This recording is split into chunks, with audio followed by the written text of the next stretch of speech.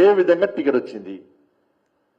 ప్రభాకర్ రావు గారు మంత్రి ద్వారా ఇచ్చిన పైసలు ఎవరెవరికి ముట్టినాయి, ఎట్లా ముట్టినాయి? మంత్రికి కేసీఆర్ కుటుంబానికి ఉన్న సాన్నిధ్య సంబంధం ఏంది?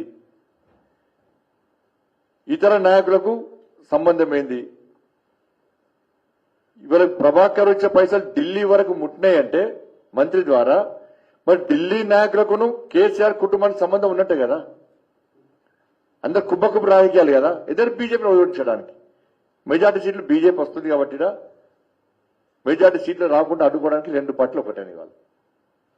అయితే మీరైనా గెలవండి, అయితే మేమన్నా గెలుస్తాం, బీజేపీ మాత్రం గెలవద్దు.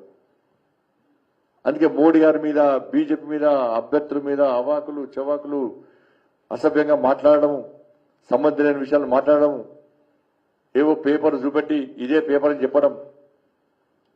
కాబట్టి మీకు ఏమాత్రం చిత్తశుద్ధి ఉన్న కాంగ్రెస్ పార్టీ ప్రభుత్వానికి దీని మీద పూర్తి విచారణ రండి. పూర్తి విచారణ జరపాల్సిన బాధ్యత మీ మీద ఉంది. కాంగ్రెస్ పార్టీ కరీంనగర్ లో పెట్టే ప్రతి పైసా వాళ్ళ నాయకుల టూర్ విషయంలో కానీ, ఇప్పుడు చేస్తున్న ఖర్చు విషయంలో కానీ, ఇచ్చి పుచ్చుకుంటున్న పైసల విషయంలో కానీ అన్ని కూడా ప్రభాకర్ రావు గారు అమెరికా నుంచి పంపిన పైసలు. వీటి మీద కాంగ్రెస్ పార్టీ విచారణ జరపాలి. ఇది దేశ భద్రతకు ముడిపడినటువంటి అంశము ఫోన్ ట్యాపింగ్ అనేది. ఏ మాత్రం చిత్తశుద్ధి ఉన్నా, కాంగ్రెస్ పార్టీ చిత్తశుద్ధి ఉన్నా దీన్ని సిబిఐకి ఈ కేసును సిబిఐ విచారణ జరిపే విధంగా రాష్ట్ర ప్రభుత్వం కేంద్రాన్ని కోరాల్సినటువంటి అవసరం ఉంది. ఎన్ఐఏ కూడా కోరాల్సిన అవసరం ఉంది.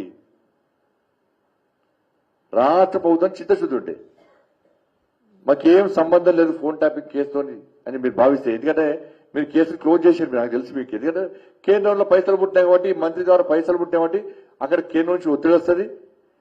ముఖ్యమంత్రి గారికి ఆయన బాధితులు కాబట్టి ఆయన ఈ విషయంలో సీరియస్ గా యాక్షన్ తీసుకోవాలన్నా ఉన్నా కూడా కాంగ్రెస్ పార్టీ నడుస్తుంది. ఢిల్లీ నుంచి ఏదేస్తే నడుస్తుంది.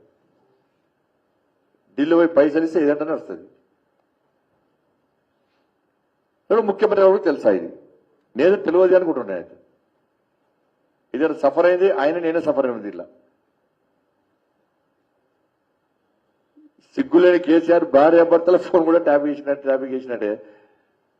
ఏ మనిషి చిచి ఆ బతికేందో అర్థం లేదు.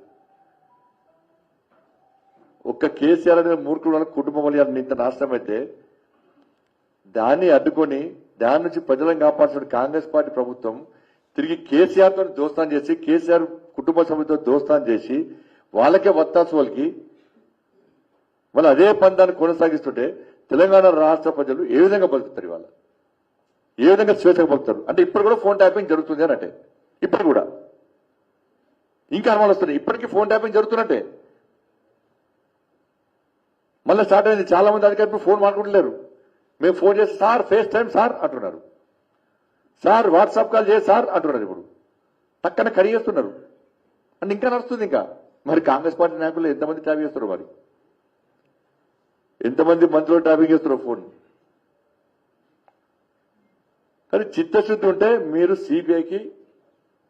సిబిఐ విచారణ జరపాలని చెప్పి రాష్ట్ర ప్రభుత్వం కోరాల్సిన బాధ్యత